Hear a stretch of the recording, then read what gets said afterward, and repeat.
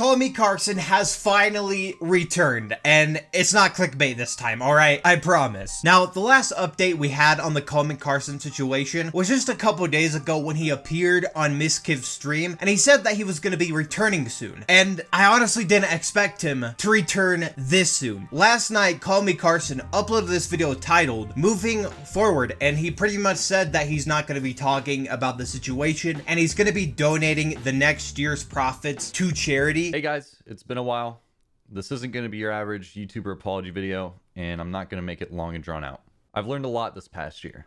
I'm not seeking forgiveness, nor am I looking to make excuses. I'm sure some of you are expecting some long drawn out video explaining my truth of the situation, but I have no intentions of doing that. I'd much rather just tell you what I can do in the future. For the next year, I plan to donate 100% of my profits to charity, with a different charity being the focus each month. Now, as much as I would like Carson to fully address everything and debunk some of the rumors that have been going around, I honestly respect him for this. You know, most YouTubers, they'll release an apology and they don't actually change. They don't actually take action. But over the last few months, Carson has actively tried to better himself. He got into therapy. He took a break from the internet. And now he's coming back and pretty much using this entire situation to do some good, which is honestly really respectable. Now, before you start thinking of this as an excuse to sweep things under the rug, that's not what this is. I'm doing this because I want to turn a negative situation with a lot of eyes on it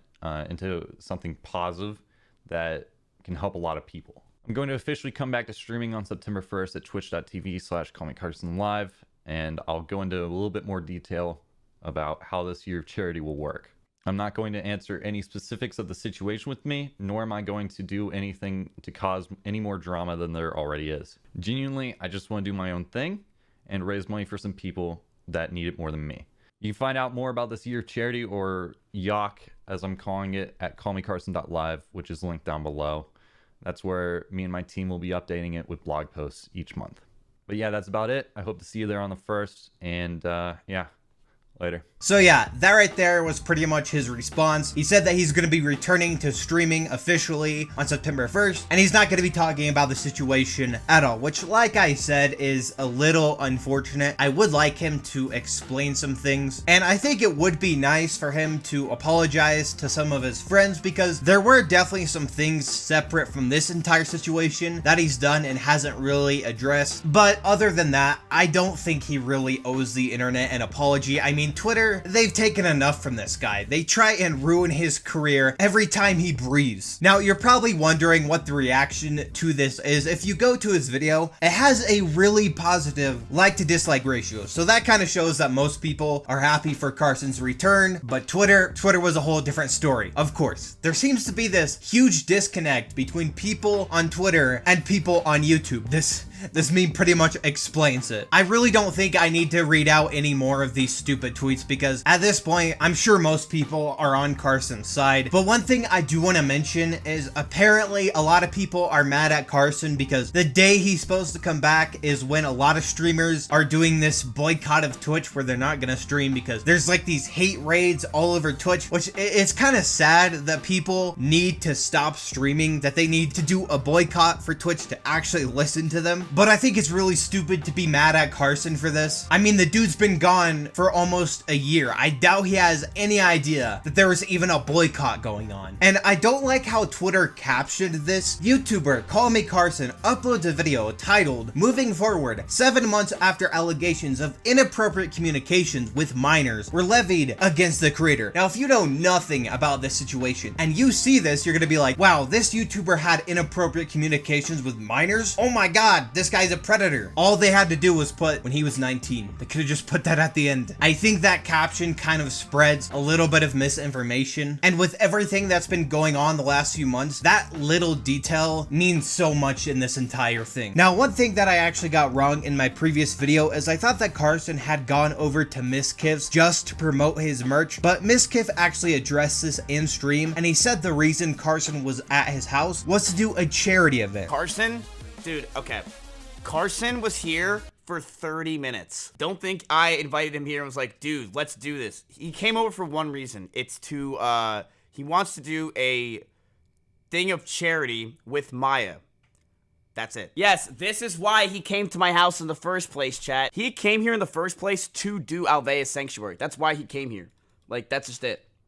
He wasn't here because I invited him over. He wasn't here because I thought it was, like, you know, some great idea. He came over because he wanted to do a year of fucking charity, and everybody said it's a good thing he's doing fucking charity, blah, blah, blah.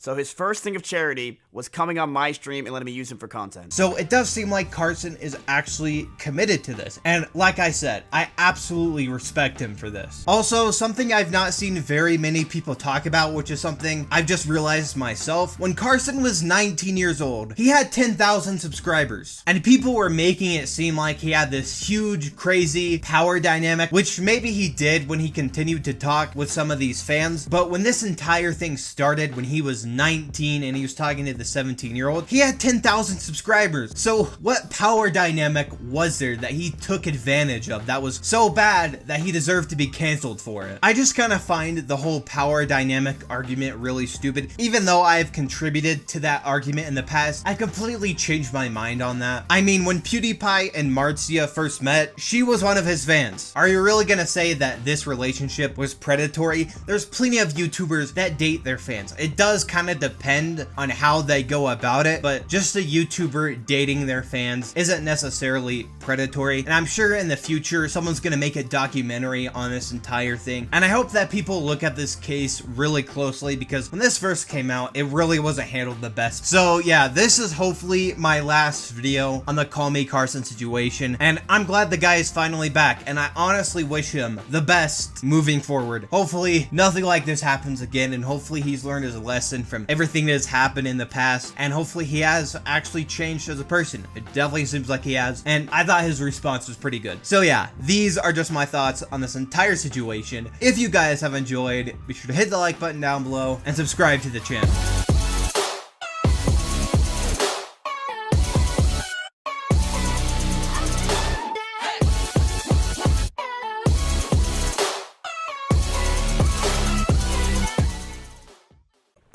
I mean, honestly, if I had to put that in a tier list of, like, apology videos, that's a solid S+. Like, that's a good tier list. Or, I mean, sorry, just a song got in my head. That's a really good apology. Just short, sweet, and to the point. It's very nice. I mean, it's just, there's nothing to it. That's all it needs, you know? No sigh in the beginning, though, which was kind of lame. Hey guys, it's been a while. I don't know what the hell that was. He looks like he's been staring at that camera for 5 hours getting ready. What is Twitter saying about it? Oh, God. I don't think this is him moving on in that way. I think I feel like f***ing Hassan right now. So does that other girl. He's making it worse by not addressing it. It will consistently come up as a thing against him. Do you think he should address it, chat? Is he really not?